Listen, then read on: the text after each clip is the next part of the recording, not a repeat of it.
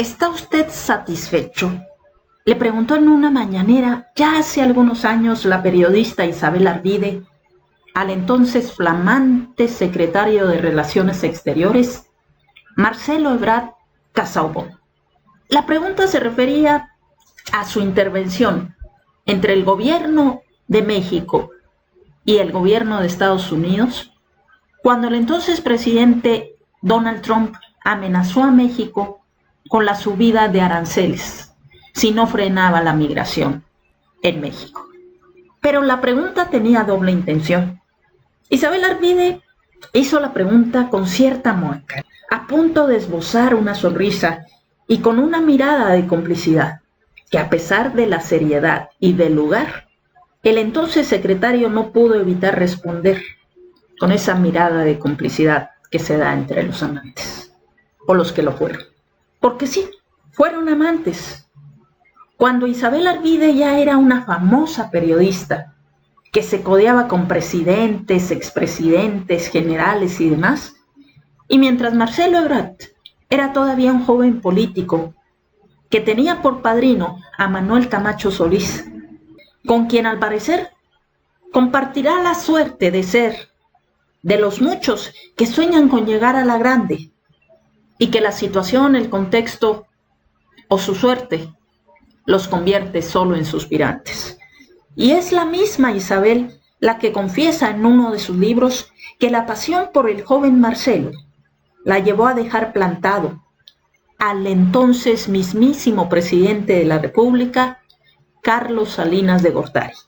Y lo refiere de la siguiente manera: qué pena, a la distancia siento pena, mucha pena, por mí, por esa capacidad femenina que destruye tanto a las mujeres, que en algunas es una perentoria necesidad de demostrar que no se es fuerte, poderosa o lo que sea.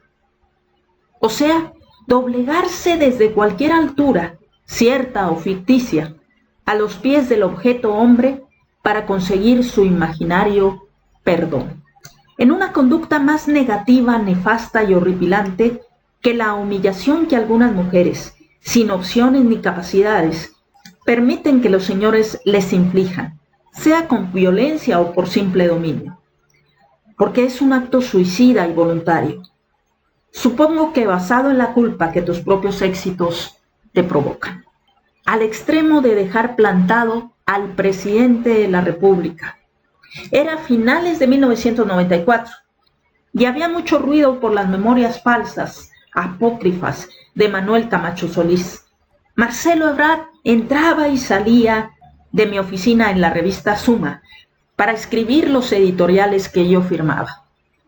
Yo era una señora de las 4 décadas y Marcelo era más joven, más blanco, más inteligente, más alto en mi romántica concepción de la realidad de los príncipes políticos e intelectuales. Nos veíamos pocas veces por mi horario extremadamente demandante. Y Marcelo estaba en el proceso de divorcio de su primera esposa. Todo se juntó. El caso es que me pidió que me quedara con él, abrazada a él, en lugar de ir a Los Pinos. Y se volvió una apuesta muy alta. Fue como decirme: conviértete en mujer, y no en directora de periódico, no en periodista, no en Isabel Arvide. Dame una muestra de que soy más importante para ti que el poder presidencial. Y no fui. Así lo relata la propia Isabel Arvide, quien dice que al pasar de los años, y cuando las situaciones de ambos cambiaron, Marcelo, ya entonces poderoso jefe del gobierno del Distrito Federal, la dejó plantada muchas tardes. Entre amor y desamor matrimonial, el cincuentón en crisis de edad madura se dio el lujo de plantarla. Y ya siendo presunto precandidato presidencial, le encargó proyectos. La citaba y la despachaba sin soluciones a lo previamente acordado. Y la hizo trabajar en 2 libros, uno de entrevistas con él y el otro sobre el gobierno de la ciudad, que terminó a total satisfacción después de agregar y quitar su tercer matrimonio. Tal vez ahí también le preguntó, como en otras ocasiones: ¿estás satisfecho? Y después de tanto trabajo en esos libros, Marcelo le quedó a deber sus honorarios. Ingenuamente, Isabel Arvide no firmó contrato. Y todo esto, como tanto con él, señala, se fue a la basura. Pero eso sí, señala que lo único que guarda son sus cartas de amor, tal vez como testimonio literario. Y tal vez por esto, por esta historia entre ambos, es que se dio en esa mañanera esa mirada de complicidad que solamente se puede dar entre quienes tienen un pasado en común.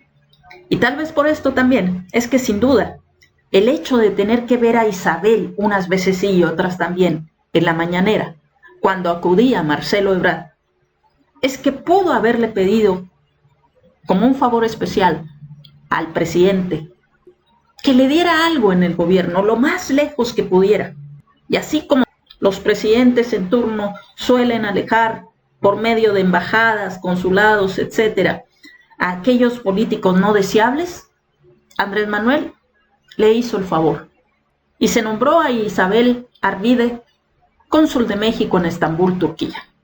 E Isabel, por su situación económica y laboral, que ya no era de la que disfrutó en otras décadas, en buena parte por los problemas legales que le generó Sacha Montenegro, que esa es otra historia, y también por la experiencia de saber que a un presidente no se le debe decir nunca que no, decidió aceptar el cargo, lo cual en su momento generó polémica. Y así fue como Isabel Arvide fue nombrada cónsul de México en Estambul, nombramiento que salió de la Secretaría de Relaciones Exteriores y que lo más probable es que haya sido a pedido y con complacencia de Marcelo, para con ello evitar ese enfrentamiento de alguien con quien tuvo y compartió un pasado.